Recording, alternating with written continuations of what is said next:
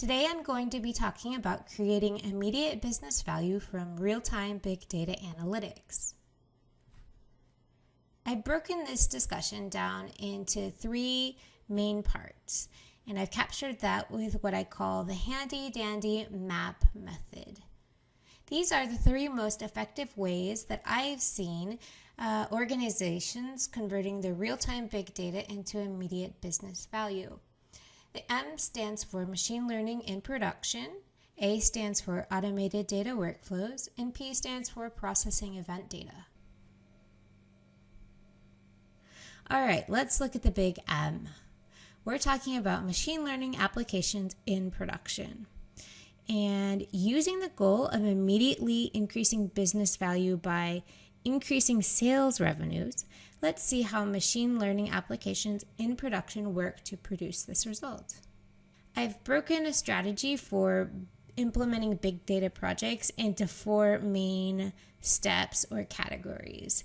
And I realize this is a completely simplistic view of the project lifecycle, but it works for as a way to structure our conversation today.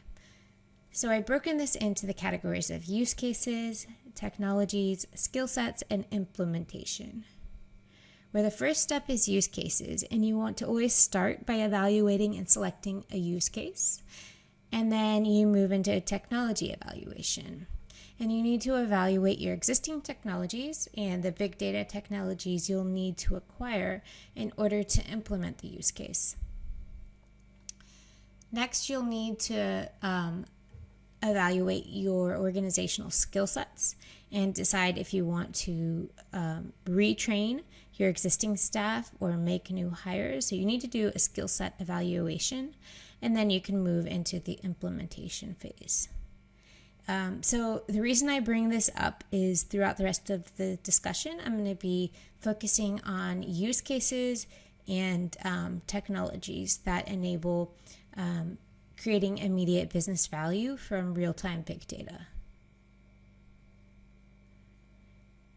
And just to remind you, we're talking about machine learning models in production.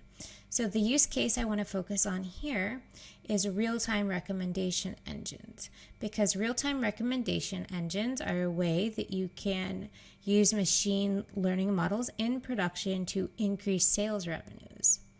The recommender models serve the function of operational improvements across an organization.